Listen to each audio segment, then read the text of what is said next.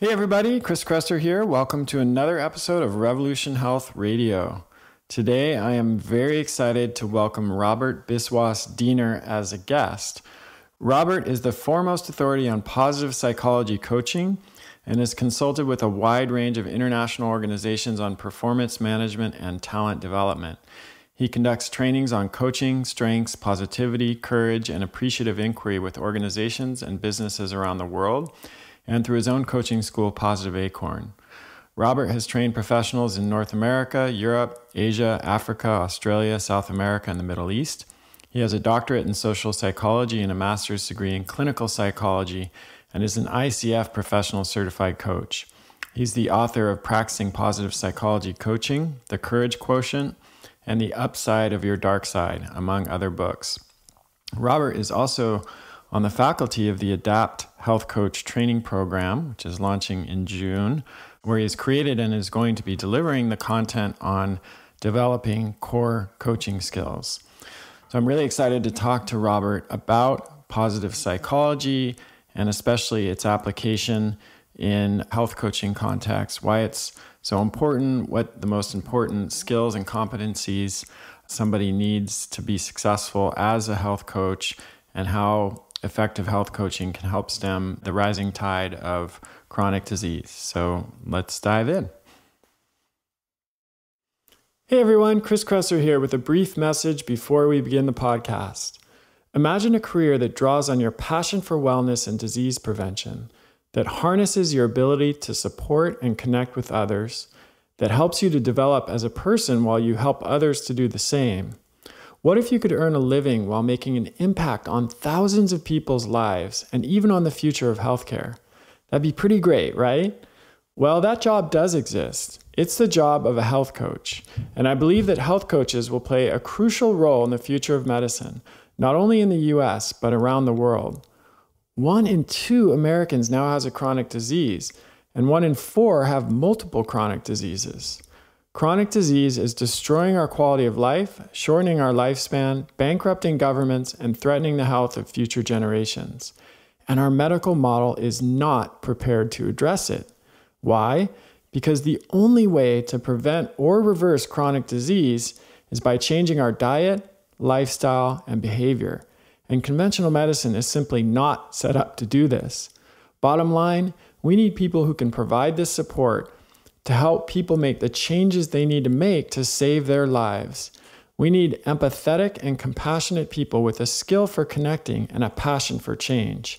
And my job is to make sure they have all the training they need to do their job so well they will change the future of healthcare. A career as a health coach can be incredibly fulfilling both professionally and personally. It really could change your life, and it can also change the world.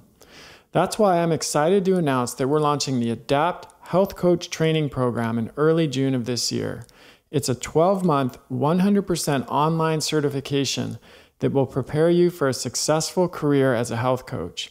It includes training in core coaching skills, functional health, ancestral diet and lifestyle, and professional development. And it's unlike any other health coach training program currently available. Enrollment opens in April and space is limited. We sold out the first cohort of the Adapt Practitioner Training Program when it launched, and we expect to do the same for this health coach training program. To be notified when enrollment opens and to learn more about the program, visit kresser.co/success. That's KRESSER.co/success. When you sign up for updates, you'll also get access to our free Health Coach Success Series, which covers a variety of topics related to building a successful career as a health coach, including why health coaches will play a vital role in the future of medicine, what a health coach is and isn't, and how they differ from nutritionists and dietitians, the crucial skills and competencies a health coach needs to succeed, and how to attract and retain clients and manage your practice. Sign up at kresser.co/success. Now on to the show. Robert, thank you so much for joining us. I've been really looking forward to this conversation. Yeah, thank you so much for having me. I appreciate the opportunity. So let's start by talking a little bit about your background, like how you came to this work, how you came to positive psychology, and then how you ended up working primarily as a coach, because you have a background in psychology and you chose, at least from my understanding, not to work as a clinical psychologist. So I'm just curious to hear more about your journey. Certainly, yeah, it's a good question.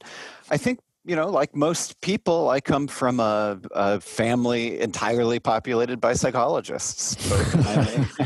Both my parents are psychologists. My older sisters, who are twins, are psychologists. So Wow. I was the fifth person in my family to get a degree in psychology.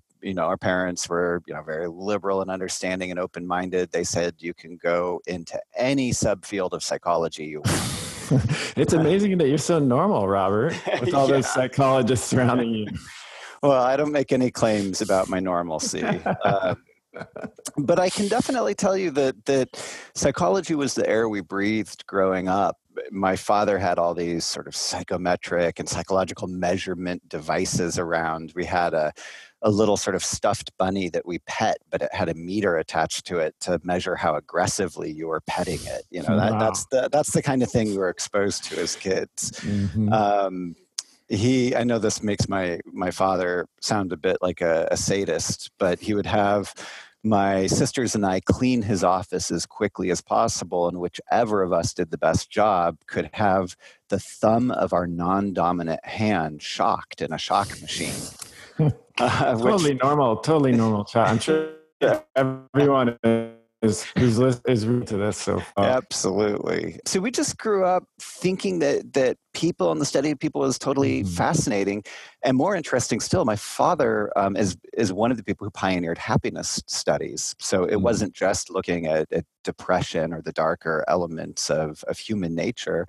But we grew up thinking happiness is something worth studying, something you can define and measure. And that's really what attracted me to psychology in general. I, as you mentioned, pursued a doctorate in clinical psychology, but I knew by the time I got my master's that I didn't want to be a full-time therapist. I think therapy is great, noble work, but I just knew it wasn't for me, sitting across from, one individual helping one person at a time. Mm-hmm. And I made the tough choice to leave and go study and do research with my father. And I spent about 5 years traveling the world and studying happiness, which was a pretty blissful 5 years of my life. And I had opportunities to visit some pretty extraordinary places, work with extraordinary people. But I did, while doing research, missed that one-on-one connection, that sense that I was doing more than creating knowledge. I wanted to help people and make a difference in individual lives. And that's when I discovered coaching. This was sort of right around 2002. And I was able to leverage my expertise in positive psychology and my training in coaching into a decent career that allowed me both to continue researching and satisfy my quest for knowledge, while also helping people to satisfy, that aspect of my mission. So what was it about coaching? You decided that you didn't want to work as a clinical psychologist in that one-on-one capacity, but what was it about coaching that drew you to it where, the practice of clinical psychology did not? There are a few things. And again, I certainly like clinical psychology, but my sister and my mother, they're both clinical psychologists. They're good people, but there's something weighty about it. The sense of responsibility you have when you sit across from someone who's in psychological distress, that you have to keep your heart pretty open to them. You have to be compassionate to them, and you're often dealing with trauma, with suicidality, with pretty high stakes concerns. I'm glad that there are people doing that, but the risk for burnout is high in that right. profession.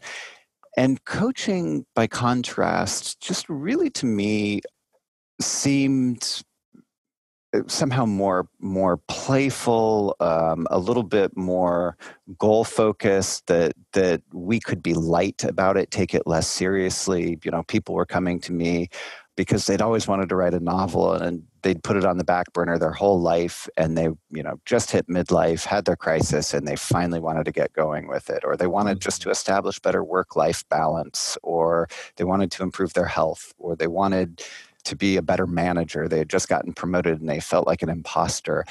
And these are, not clinical concerns. And it just felt like, wow, this is, the stakes are high here, but they're not life or death stakes. And we can kind of have fun.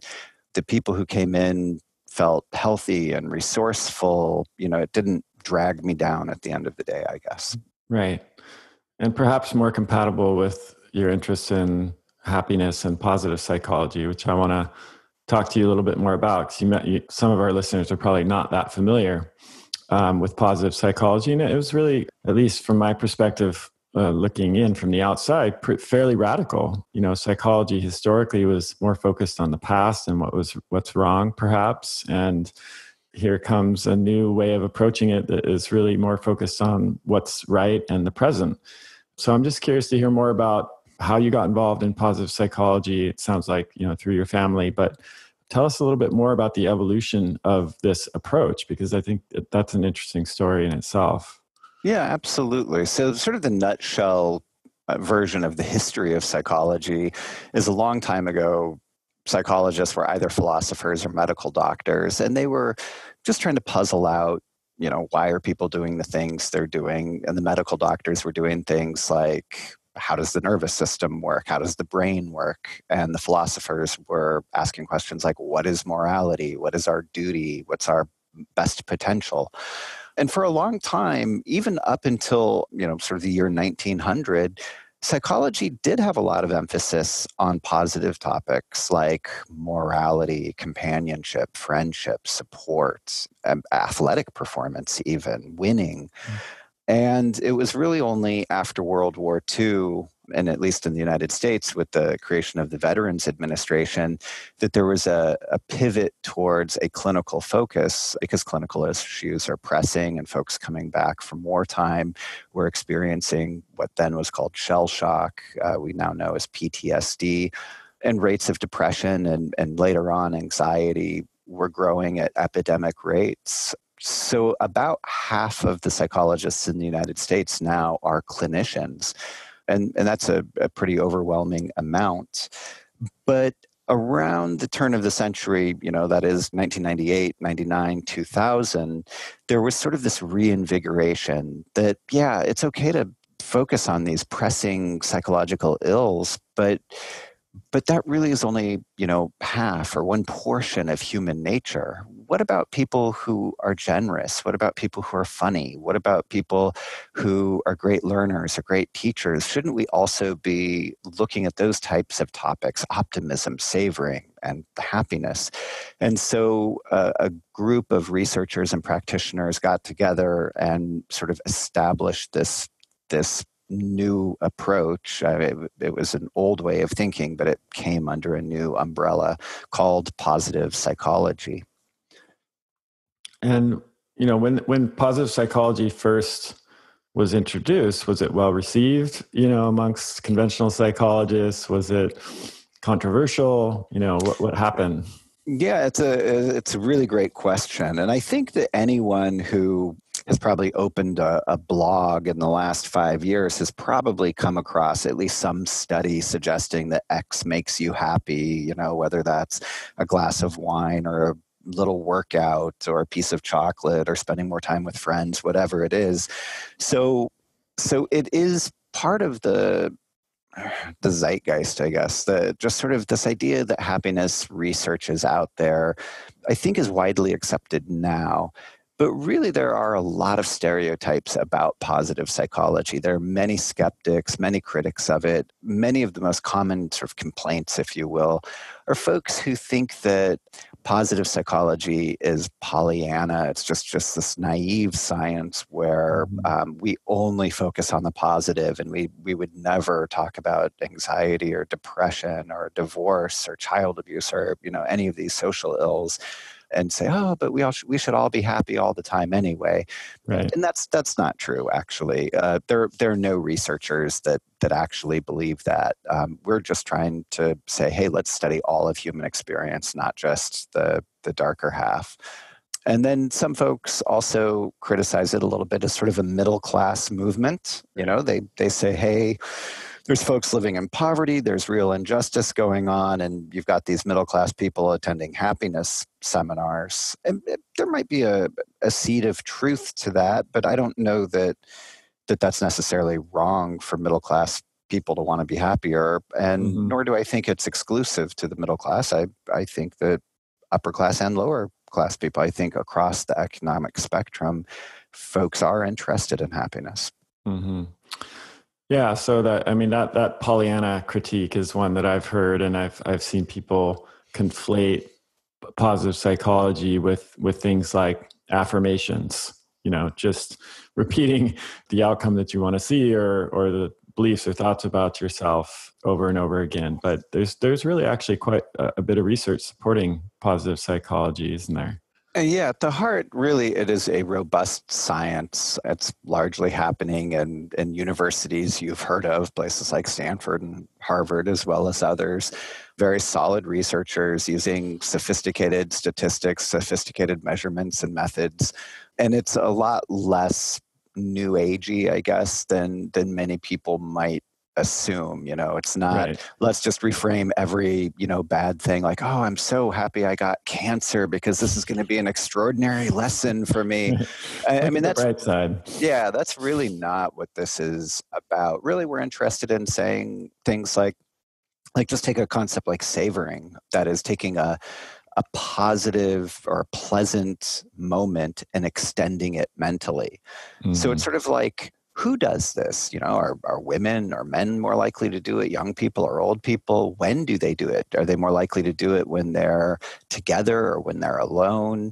Do we do it in different ways? For example, when you get together with your buddies and you tell these kind of good times that happened to you collectively long ago, that's a form of savoring. You're taking that pleasant moment for the past and dragging it into the present. When you talk about a meal as you sit across from someone and say, oh, you should try this, it's really good, that's a form of savoring. And so we're really just kind of interested in kind of describing like what's going on with these fascinating phenomena. Mm-hmm. So there's the application of positive psychology in a psychotherapeutic context, like in a clinical context where a client is coming to see a psychologist for, anxiety or depression or any number of other complaints. But then there's how positive psychology is applied in a coaching context where the focus is more on behavior change. And that might include things like focusing on strengths and leveraging those strengths instead of trying to fix things that are broken or not working as well. So tell us a little bit more about that, how you've combined the positive psychology and coaching practice. Okay, so it's interesting. Some people who have just a passing familiarity with positive psychology will recognize some of these sort of artificial interventions that are often trumpeted as happiness producing. They're things like you should write down 3 things for which you're grateful each day, and if you do that will yield good happiness dividends for you. In positive psychology coaching, we don't really do that, because coaching isn't prescriptive. I'm, as a coach, not going to say, here's what you should do. I'm not giving a lot of advice. A lot of the positive psychology and positive psychology coaching is invisible to the client. And just to give you a couple examples of this, one you already mentioned is strengths, that we're interested in clients identifying their strengths, seeing those strengths as actually being strengths, not just dismissing them as ordinary, and using them optimally. So that might be use your strengths more, but it might also be use your strengths less, or use them more judiciously with a certain type of person for whom this strength doesn't make sense. So imagine someone who's great at humor. They might want to use humor with some people, but not others. And the coaching process would be reflecting on when does the strength of humor go well? How should you best employ it? And through that process, you would be more effective at using your strength. And another thing we would do in positive psychology coaching would be just to invite people to focus on solutions rather than problems. And I think this is kind of an artful way of thinking because it's a little bit tough because people want to complain and you can't invalidate them by saying, no, let's not talk about your complaints, right? So you let them talk about their complaints. You just don't invite them to do so more than they normally would. Instead, you invite them to focus on solutions. And the simple question is, wow, that complaint sounds awful. What would you prefer instead? Mm-hmm. So much of the positive psychology in the coaching is very subtle, and it just comes out in the form of very natural questions. Mm-hmm. So let's talk a little bit more about coaching because this, we've been preparing to launch our Adapt Health Coach training program, have been talking to a lot of people about coaching, both people who identify as coaches and people who are wanting to learn to become coaches, people who are experts in the coaching world. And it turns out there are a lot of different definitions of coaching and a lot of different conceptions of what a coach should do. I mean, certainly for some who might not be very familiar with health coaching or life coaching or executive coaching, they might think about like a sport coach, like someone with a whistle around their neck, blowing it and yelling at them. And that's, what they think of as coaching. But what is coaching from your perspective? What defines coaching? Sure. It's a great question. And I think you're right. There are a lot of stereotypes around it, right? Sort of this new age life coaching kind of stereotype, just like, hey, if we could look at your past lives, which of those would, you want to use? And I think that there is some of that in coaching. And there's folks that do coaching that have no training in it. And I think that's a little bit dangerous. It's, this is a profession. It's not just something that you can kind of shoot from the hip. Right. So I believe that coaching fundamentally is a professional relationship where the coach acts as a facilitator. And in the capacity as a facilitator, they work with their client to help the client achieve personally important goals. And they do so primarily through some broad mechanisms. One, they support the client. In this, they act as a yes man or yes woman, kind of saying like, yeah, that's interesting. Yeah, what would it take for you to try that? They also provide accountability. So you want to make this big behavioral change? Great, I'm going to hold you to that. Mm-hmm. You're going to let me know exactly the progress you're making, and I'm going to hold your feet to your fire if you fall short of that.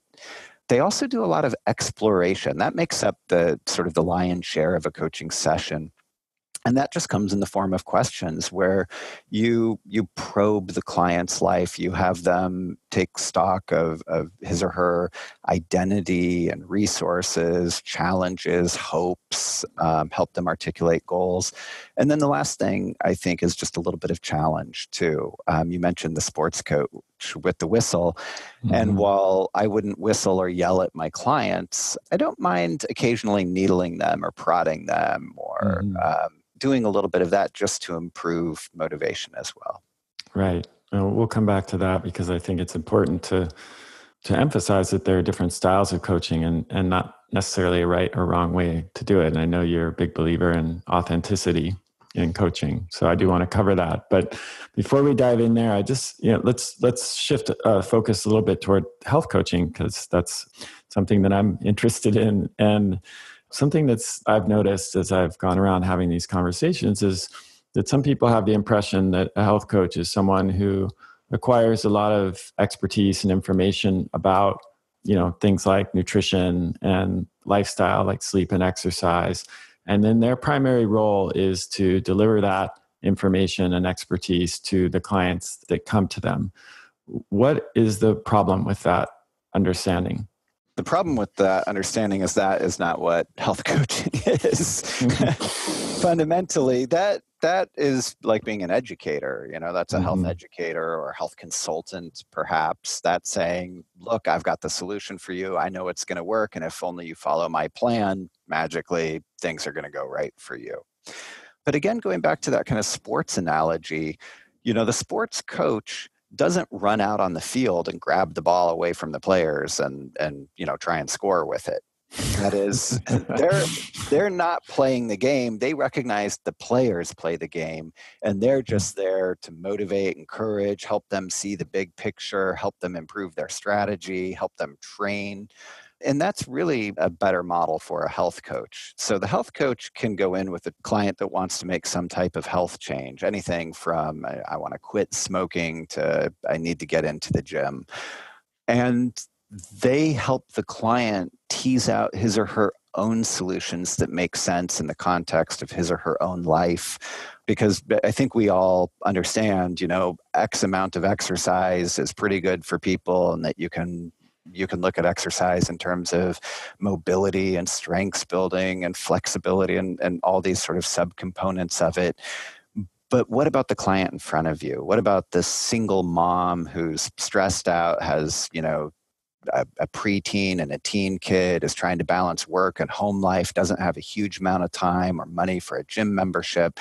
What's the solution for that person? And that person gets to be the expert in their own life. And the health coach's job is to help them explore what makes sense for them given their circumstances. And certainly a little bit of expertise in diet, nutrition, and so forth might help the coach to ask better questions, but ultimately it's asking and not advising. Right. Such an important distinction. And I've talked about this in other contexts, but there are statistics like the CDC has estimated that only about 6% of Americans engage in the top 5 health behaviors, like maintaining a healthy weight and getting enough sleep and not drinking too much, not smoking, et cetera. And as you suggested, it's when people are not maintaining these behaviors, it's not because they don't understand that they're beneficial, right? It's that there's some obstacle to change or some ambivalence. And let's talk a little bit more about how a coaching approach is different than maybe what we could call the expert or the authority approach in resolving that ambivalence or making progress in terms of behavior change. Because from my perspective, just doing more of the same thing, which is, recruiting more experts, more people who can tell patients or, just individuals what to do, which is kind of the approach that we're still taking, both in conventional medicine and I would even say in conventional health coach training programs. Why will that fail? Well, it potentially could fail for many reasons. I think it's interesting, you go in to a conventional doctor, and of course, they're varied, and there's wonderful doctors, and there's lazy doctors, and there's, all kinds of doctors. But let's say you're overweight, and the doctor cares about that, and they bring it up to you, and they say, oh, it would be a good idea for you to lose a little weight. And, maybe here's a pamphlet about weight or about diet. I think we can probably agree that much of the information contained there is probably outdated in its approach. It would be things maybe like caloric restriction or things that really are not widely accepted anymore. But the real problem there is that they haven't looked at the client's motivation. They haven't looked at the client's readiness for change. They haven't explored who supports or potentially sabotages the client's diet. They don't understand anything about the client's pattern of eating, their shopping or cooking behaviors. Are they emotional eaters? Do they have a sweet tooth? Is alcohol a crutch for them in terms of managing stress? How is their sleep habits factoring into their weight?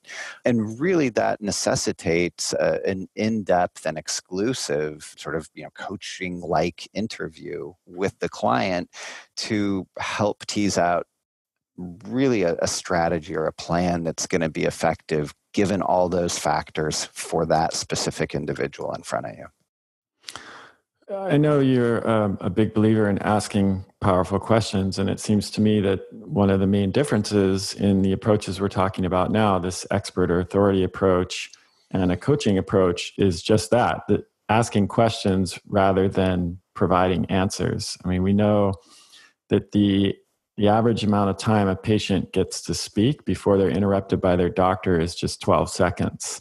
So I've never heard that before. That's great. It's true. That's a statistic, peer-reviewed study has found, where they went around and observed these interactions. And even with observation, that was true. So why is asking powerful questions so powerful. I mean, how does that shift the dialogue and the outcomes?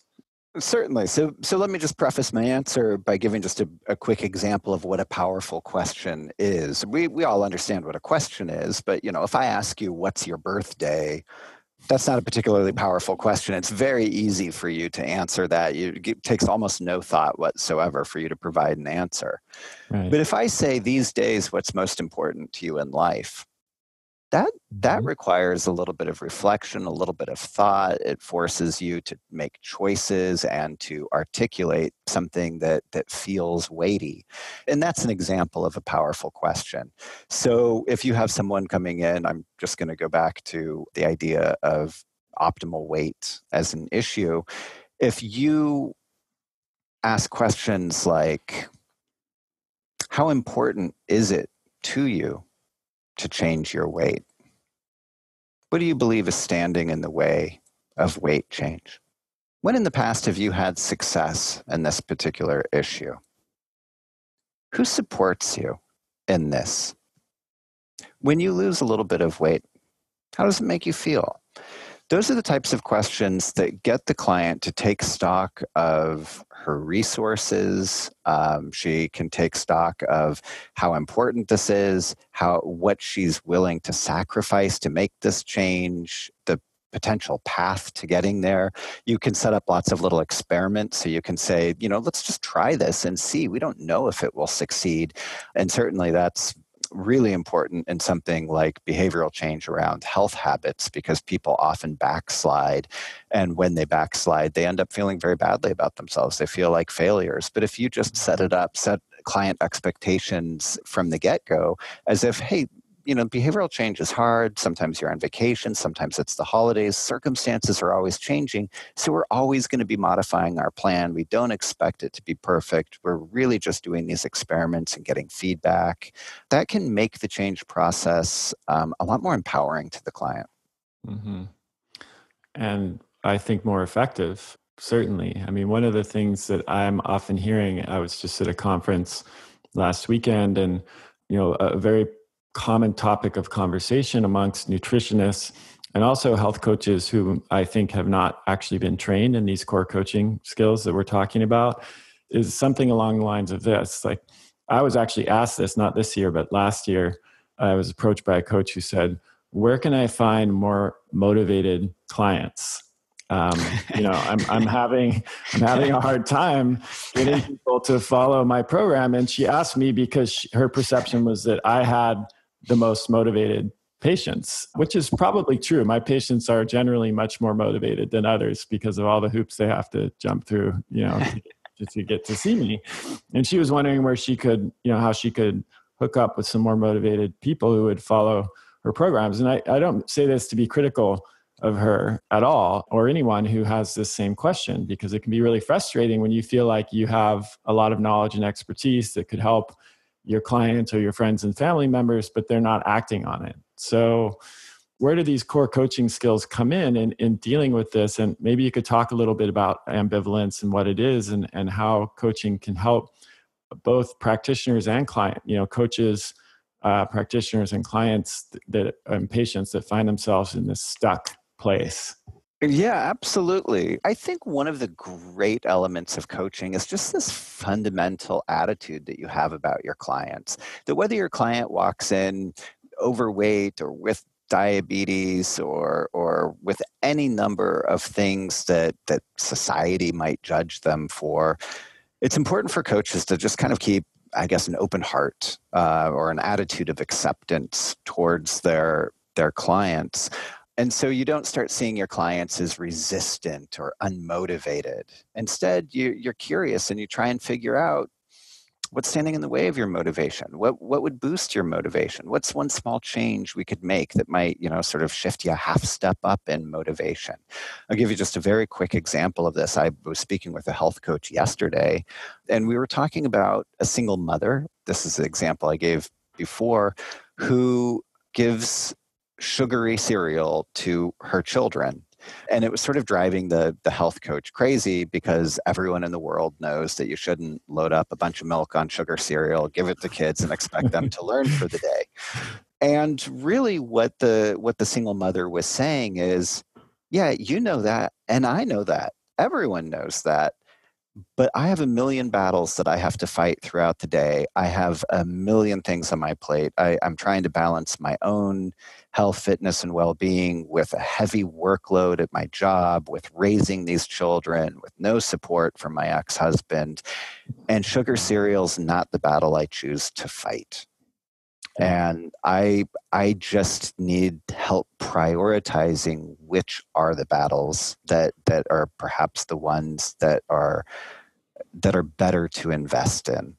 And I think that's where this kind of open-hearted attitude, you don't say, oh, this client doesn't get it. They're resistant to my, anti-sugar cereal protocol, and they're not following my guidelines. But instead, they're reaching out, and they're smart and resourceful and willing to make change.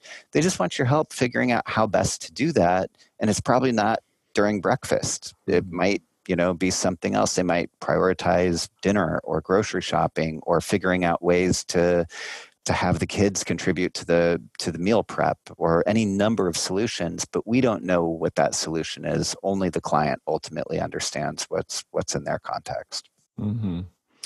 And when the client discovers their own solution, with maybe the support of the coach, what do we know about how likely that is to be successful over the long term versus a solution that comes from, the coach or somebody else? Here's what I think about it. I would guess that you want me to say, well, when the client comes up with her own solution, she's going to be more successful at it. No, I'm just asking you a powerful question, Robert. Yeah, okay, good. Because that is not my answer. Yeah. I think that when clients come up with their own solutions and they're willing to commit to them and try them, I think their motivation is up. I think they're more likely to follow through on the behavior change. Ultimately, we don't know if that's going to lead to more success, because maybe the idea wasn't a good one, or maybe the kids don't accept the change, to use this recent example, right. Or maybe it's just bad luck and it just fails. Like we don't guarantee success, but what we do know is that the client feels better about it. They feel empowered. They feel motivated. They're more likely to follow through. They're probably more likely to persevere, even if it doesn't go well the first time. And those things might be related to more success overall downstream. But I think even those things like motivation and perseverance are major wins in and of themselves. Absolutely. So we have a number of people who are in our audience who are health coaches or seeking to become a health coach. And I know another thing that I've heard, is, especially for new health coaches or people who are just learning about this, is it's a lot. It's if they're studying positive psychology and character strengths and things like motivational interviewing and the trans-theoretical model and stages of change and building trust and rapport and empathic forms of communication, et cetera. I mean, it can be a little bit overwhelming. So I know from our previous conversations that you have what I think is a really great framework for coaches that are getting started, like what they should focus on first as they begin to get experience with clients. Yeah, absolutely. And I think you're right. There is sort of an overwhelming amount of skill and knowledge to be learned. And, everyone thinks all of it's equally important and it all needs to be front loaded. It's just, it can be a real burden for a new student of coaching. I believe that if you could just sort of like really strip down coaching to its barest bones, kind of like if you had a car that just had wheels, an engine, and the steering wheel, like just its basic bits. It didn't even need lights or seats or anything to still work. That for coaching, that would be what I would consider the bookends of coaching. That is, how do you start and stop a coaching session? And you start by setting a really sophisticated agenda. You don't just kind of shoot from the hip and say, hey, what you want to talk about today? Because it's, that's a little bit like taking off in an airplane, but having no destination in mind. It might be an enjoyable flight, but how do you know when it's over? Is it just when you run out of gas? So I really think that setting an agenda, it's quite masterful. People often say, oh, it seemed so easy. And then I started trying it and it was really difficult to master. So making sure that the agenda is really specific, really pointed, that it's something that can be accomplished, something that the clients bought into. And then the other bookend is setting up accountability, extracting some type of behavioral promise related to a goal from the client, and creating a plan by which they are accountable to that. And then basically the stuff in the middle, the third skill, is just asking those powerful exploratory questions. There are loads of other skills that you can season a coaching session with, but I think those are sort of the core elements. Mm-hmm. So I want to talk a little bit about what an aspiring health coach should look for in a training program. I know you train coaches, we're setting up to train coaches, and you and I have talked a lot about what should be present in a training program. You've been in education for a long time yourself, and I know you have a lot of thoughts about that. So I'd love to hear what are the most important things from your perspective.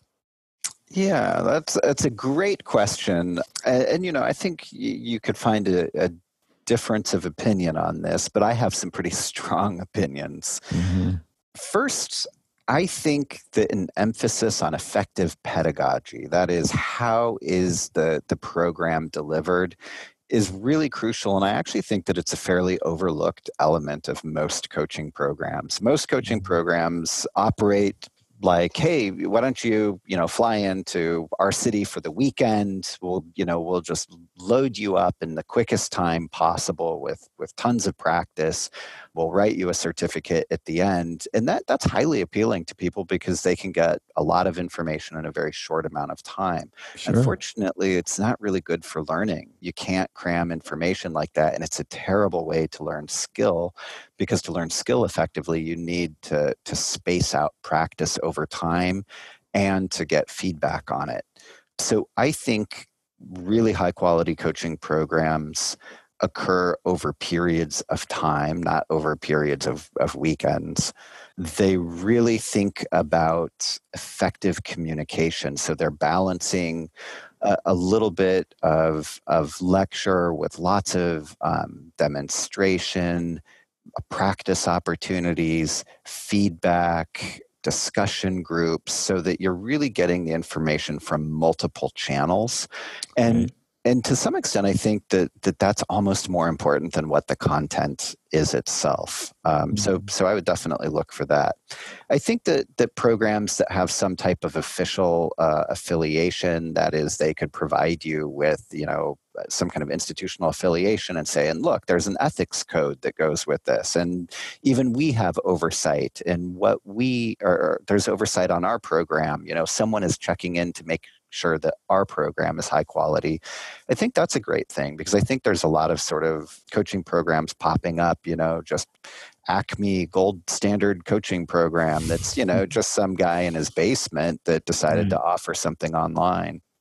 And I also I'll just say this as one last consideration, I really like what I think of as a generalist model. I'm deeply skeptical when a coaching program has their own sort of proprietary model. Come to our, Interchange Academy, where you can learn the interchange method that includes 6 levels of listening and 7 levels of leadership and 8 levels of change. And you only get taught our model and exactly, our formulaic steps, and they're taught as if they're the laws of nature.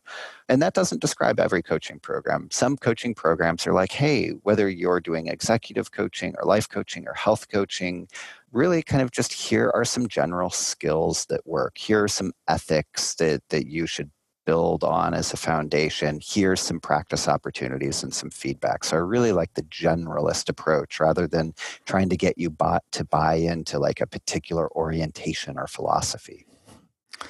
Yeah, that's really helpful. And I know you and I have talked about the learning theory and pedagogy in the past, and I really scratched my head over that one, because I've written and talked a lot over the years about the disconnect between the most recent nutrition research and medical research, and what the standard of care is in the conventional model. How disparate, how much of a gap there is between what the research shows now and what's actually being done in conventional settings. But I think that gap is even bigger when it comes to learning theory. There's so much research on how humans learn most effectively. And it's really, at least from my perspective, doesn't seem to be very controversial at this point. And yet, the way that the vast majority of not just health coach training programs, but any educational programs are structured, even medical school, medical training programs, is completely at odds with this modern learning theory. Absolutely. And it just seems to shoot these programs in the foot from the beginning. I hear from so many people. Actually, I just got an email yesterday from someone who's in, I'm not going to name the program specifically, but a highly regarded integrative medicine training program. And he actually sent me a video of what the inside of the training portal. And it looks like it was designed in 1978. It's just all text, there's no case studies. It's just like a textbook kind of barfed out online, right? And he said it's just all 100% passive learning. They're just meant to read the slides. All the slides just have text on them, and he's miserable. And he paid a lot of money for this program. Absolutely. Well, one of the things that's happened sort of broadly in the training space is a lot of it is market driven, and that is customers are asking for more passive learning opportunities, for chunked learning, give it to me just in a weekend. But it turns out that these same consumers, that's convenient for them, but they have never studied effective pedagogy. And oftentimes they don't even realize how much that by demanding this type of product, they are shortchanging their own ability to truly absorb information and master skill. As a quick example, I was just in Manila in the Philippines last week, and I was training psychologists and executive coaches, and I was just training them in one particular skill in a day. And I said, I won't be using PowerPoint today. And yeah, exactly. That was the collective gasp. They said no one has ever tried to stand in front of a group, in a hotel ballroom of more than 100 people for a day without PowerPoint. They were like, how could that be possible? And people came up to me afterwards and they were surprised. They said, wow, you held our interest despite not having PowerPoint. And I think it's just interesting. I would say almost because of not having PowerPoint, you were able to hold their interest. Well, exactly. Like, let me guess. You weren't looking at the screen and you were now focusing on the presenter. Exactly. Yeah. But it is that, they're not bad people for being used to PowerPoint. They just have never studied this or had opportunities to engage with high quality training modalities. So we've covered a lot of ground today. It's been a really fascinating conversation. And I would love to just hear, we talked about some of the things that you would look for in a training program for coaching. What are some of the pitfalls or things to watch out for someone who's thinking about becoming a coach? Or, what's your kind of top of mind best advice that you would give someone if someone came to you, like a family member perhaps, and said, Robert, I'm thinking about becoming a coach. What would you say to that person? The first thing I would say is listen to your instinct. If you have a conversation with someone at a coaching program or you're looking at a coaching program and there's just some kind of yellow flag, treat it like a red flag. If there's something about the way they're self-promoting or talking about their success that just sort of rubs you the wrong way, I say absolutely listen to that, because that's not just the pitch, that is who they are. So really look for a fit with something that just feels good for you. I know some of the people that come to me, they say, oh, you don't mind challenging us. You don't demand that we agree with you, but you're also going to say things that other people aren't saying. And that's going to sound fresh and challenging, and we're going to have to wrestle with it. And for people who have that orientation, that's going to be a great fit for them. The other thing that I worry about, and I did kind of allude to this before, sometimes when someone has just too glossy a package, when they say, this is our perfectly copyrighted material and it's, the 7 steps or the 3 ways, and you're going to do it in this very formulaic way, it doesn't feel very natural to me. And it's sort of a one-size-fits-all solution. And I, am generally skeptical of that. And then the last thing I would say, just be on the lookout for people who may not themselves have obvious research expertise, but who are touting the research, and they're saying things like, this study proves that. and so, first of all, studies don't prove things, they just offer a bit of evidence for things. And, a single study is just a single study. You get 10 or 20 studies together and it starts pointing towards a reliable conclusion. And people with true expertise speak in those more measured terms. They say we have mounting evidence for. And when you start hearing these sort of grand research claims, I would also treat that a bit like a yellow flag. Right. Cool. So where can people learn more about your work, Robert? You've written several books, a couple of which I've read. For coaches practicing positive psychology coaching is a fantastic book. You've also written The Courage Quotient, The Upside of Your Dark Side, and then a book on happiness. I think that was with your dad, right? Mm-hmm. That one. So tell us a little bit more about this and where people can learn more about your work. Yeah, I think The Upside of Your Dark Side is my most recent book. That's the one I would recommend to people. Mm-hmm. It basically looks at, hey, good stuff is good, happiness is pleasant, it's associated with all sorts of benefits, but it's also okay to occasionally be angry or guilty or sad, mm-hmm. Let yourself off the hook for that. Mindfulness is terrific. Occasional mindlessness has some benefit as well. So, it's just looking more holistically, if you don't mind the word, and trying to sew back a little bit of that shadow onto the Peter Pan positivity. And people could also find me at robertdiener.com. It's my website. It has some of my published academic articles on it. Or you could just find me out there on Google. I'm, write blogs and, there's all sorts of stuff out there. I'm not hidden. That is DIENER, robertdiener.com. You can also find Robert in the Adapt Health Coach training program. I'm very excited to say that has created the core coaching skills content for the program.